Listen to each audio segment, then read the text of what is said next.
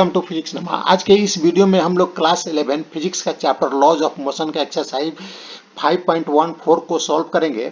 यह exercise NCERT class 11 के book से लिया गया है। तो आइए हम लोग एक्सरसाइज 5.1 को सॉल्व करते हैं। Figure 5.16 shows the position time graph of a particle of mass 4 kg। यह एक ग्राफ दिया गया है, पोजीशन और टाइम का ग्राफ। पोजीशन एक वाई एक्सिस पर है और टाइम एक्स एक्सिस पर है, और एक बॉडी का पोजीशन और टाइम का ग्राफ दिया गया है। बॉडी का मास हमें मालूम है 4 kg है, तो हमें मालूम करना है what is the a force on the particle for T less than 0। तो हमें मालूम करना है कि उस बॉडी पर कितना फोर्स लग रहा है जब टाइम लेस देन 0 है और फिर टाइम ग्रेटर देन 4 सेकेंड है, टाइम 4 सेकेंड से अधिक है, और टाइम 0 और 4 सेकेंड के बीच का टाइम है। और इसमें सेकेंड पार्ट भी है, हमें इम्पल्स भी मालूम करना है।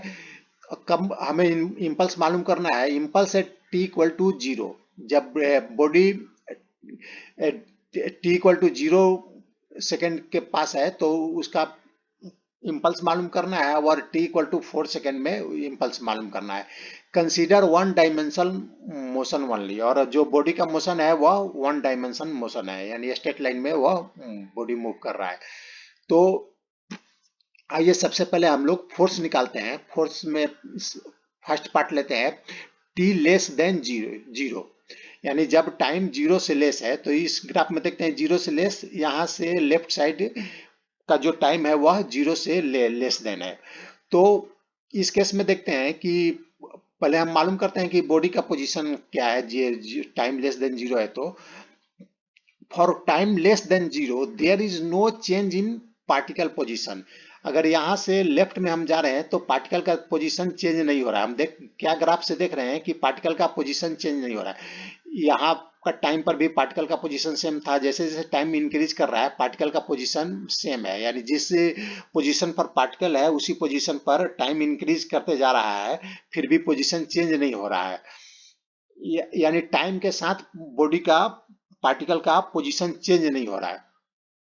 और हम न्यूटन्स के फर्स्ट लॉ से जानते हैं, from the Newton's first law a net force is required to change the position of the particle.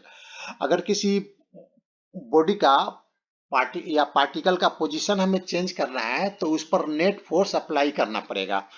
तो यहाँ हम देख रहे हैं कि बॉडी का पार्टिकल का पोजीशन चेंज ही नहीं हो रहा है, तो यानी उस बॉडी पर नेट फोर्स नहीं लग रहा होगा। Hence displacement of the particle in this time interval is 0, hence the force acting on the particle is 0। तो इसे हम क्या कंक्लूजन निकाल सकते हैं, क्योंकि वो पार्टिकल का पोजीशन चेंज नहीं हो रहा है इसलिए उस पर नेट फोर्स भी नहीं लग रहा है, यानी उस पार्टिकल पर नेट फोर्स क्या है? 0 है। अब हमें t ग्रेटर देन 4 सेकेंड को लेते हैं। 4 सेकेंड यहाँ है, तो पार्टिकल का पोजीशन ग्रेटर देन 4 सेकेंड में यहाँ से यहाँ होगा, यहाँ से यहाँ ग्रेटर देन 4 सेकेंड हो गया। तो इस केस में देख रहे हैं क्या है, इस केस में पोजीशन चेंज हो रहा है क्या? नहीं। देखिए 4 सेकेंड में जो पोजीशन है 5 सेकेंड, 6 सेकेंड, 7 सेकेंड में भी पोजीशन वही है, यानी इस केस में भी पोजीशन चेंज नहीं हो रहा है। तो इस केस में भी अगर पोजीशन चेंज नहीं हो रहा है, यानी पार्टिकल का डिस्प्लेसमेंट नहीं हो रहा है, तो इस केस में भी क्या होगा? पार्टिकल का यदि डिस्प्लेसमेंट नहीं हो रहा है तो हम निष्कर्ष क्या निकाल सकते हैं कि उस पर नेट फोर्स नहीं लग रहा है न्यूटन्स के फर्स्ट लॉ के अनुसार, क्योंकि पोजीशन चेंज करने के लिए नेट फोर्स बॉडी पर अप्लाई करना होगा। तो अगर नेट फोर्स नहीं लग रहा है तो यानी नेट फोर्स उस बॉडी पर 0 है 4 सेकेंड से अधिक टाइम के लिए, क्योंकि पोजीशन चेंज नहीं हो रहा है। अब हम 0 टू 4 सेकेंड का टाइम इंटरवल लेते हैं, यानी यहां से यहां तक का टाइम इंटरवल लेते हैं। तो अगर हम इस पे कैसे मालूम करेंगे कि बॉडी का पोजीशन, बॉडी पर फोर्स लग रहा है या नहीं लग रहा है? तो यह किसका ग्राफ दिया हुआ है? पोजीशन और टाइम का ग्राफ दिया हुआ है। तो हमें स्ट्रेट लाइन इक्वेशन में, स्ट्रेट लाइन मोशन में हम लोगों ने एक इक्वेशन स्टडी किया था। जो पोजीशन है एस बॉडी का, वह टाइम के साथ कैसे डिपेंड करता है? S equal to U T plus half a T square. तो अगर हम इसका अगर ग्राफ बनाएंगे, अगर इस केस में अगर मान लेते हैं एक्सेलरेशन भी है, तो अगर इसका ग्राफ बनाएंगे तो यहाँ पर देखिए एस किस पर डिपेंड कर रहा है, टी स्क्वायर पर डिपेंड कर रहा है। Displacement S depend on T square which shows that it is a quadric equation of function T. और तो यह क्वाड्रिक इक्वेशन है टी फंक्शन का। Therefore the uniform accelerated motion the position time graph is a parabola. तो अगर S और T का graph बनाएंगे, अगर इस केस में बनाएंगे तो क्या होगा, ग्राफ कैसा होगा, पैराबोला होगा। और इस केस में क्या देख रहे हैं कि ग्राफ स्ट्रेट लाइन है।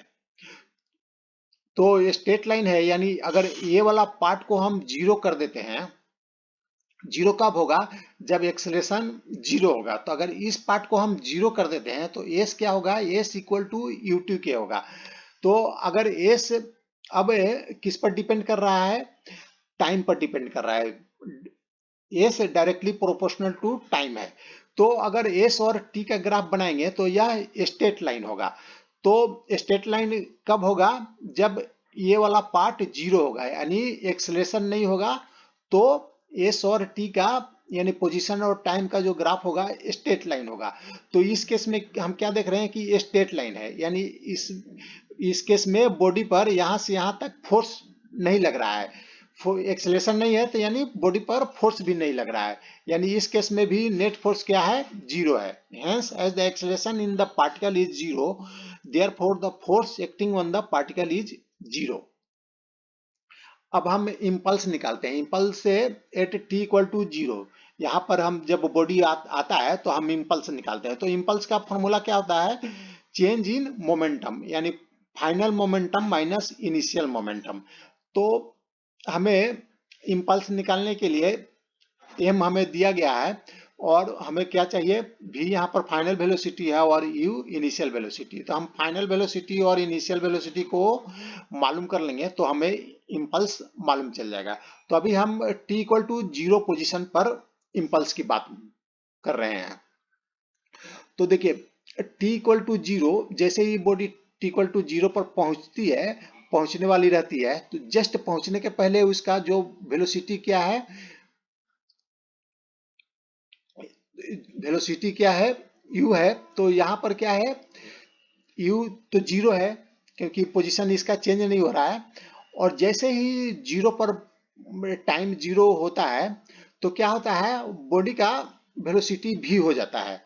तो हम v को कैसे निकालेंगे, देखो जस्ट जीरो, जैसे ही टाइम जीरो क्रॉस करता है उसका वेलोसिटी क्या हो जाता है, v होता है। मान लीजिए फाइनल वेलोसिटी v हो जाता है जैसे ही जीरो क्रॉस करता है। बहुत ही टाइम इंटरवल बहुत ही कम जब है। तो इसके और ये देखिए ये स्ट्रेट लाइन है, तो यहाँ पर जो वेलोसिटी होगा यहाँ पर भी वेलोसिटी वही होगा, यहाँ पर भी वेलोसिटी वही होगा। यानी 0 से 4 सेकंड के बीच का जो वेलोसिटी होगा यूनिफॉर्म है। तो हम v को कैसे निकालेंगे, final velocity of the particle v equal to 3/4 metre per second हो जाएगा। इसको हम लोग कैसे निकालेंगे, अगर पोजीशन और टाइम का ग्राफ दिया गया है तो हम अगर पोजीशन और टाइम का ग्राफ दिया गया है तो जो ये पोजीशन टाइम ग्राफ का जो स्लोप होता है वह उसका वेलोसिटी को बताता है। तो यहाँ पर ये स्लोप ओ ए लाइन है और स्लोप इक्वल टू, अगर मान लेते हैं ये एंगल के ये जो x axis sorry time axis और यह जो ग्राफ है उसके बीच का एंगल थीटा है, तो tan theta slope equal to होता है टेन थीटा के इक्वल होगा।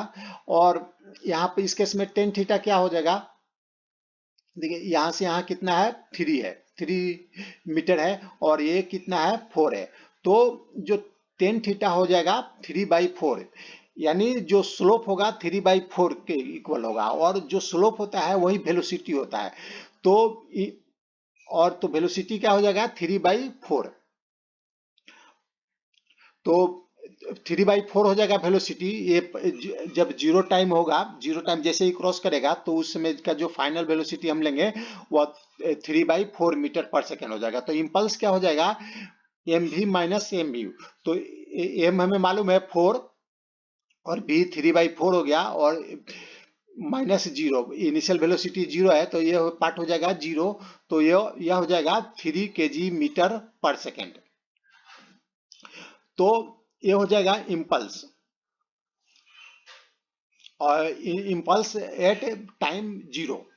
अब हमें इम्पल्स टाइम 4 सेकेंड पर निकालना है, तो ऐसे ही निकालेंगे। तो इसमें क्या हो जाएगा, इनिशियल वेलोसिटी क्या हो जाएगा, 3/4 होगा, क्योंकि जब 4 सेकेंड के जस्ट पहुंचने के पहले 4 सेकेंड 4 सेकेंड के पास पहुंचने के पहले जस्ट उसका वेलोसिटी 3/4 है, 4 मीटर पर सेकेंड है। और 4 सेकेंड जैसे ही क्रॉस करता है उसके बाद वेलोसिटी उसका जीरो हो जाता है। यहाँ आप देख रहे हैं ग्राफ से मालूम चल रहा है कि वेलोसिटी जीरो है, क्योंकि इसका पोजीशन चेंज नहीं हो रहा है।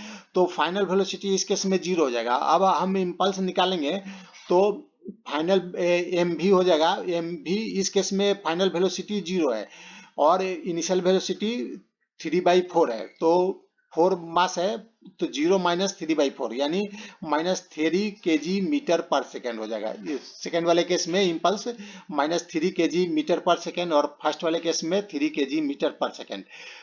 मैग्नीट्यूड दोनों का सेम है, सिर्फ डायरेक्शन अपोजिट है। तो आज का यह वीडियो समाप्त हुआ। Thanks for watching.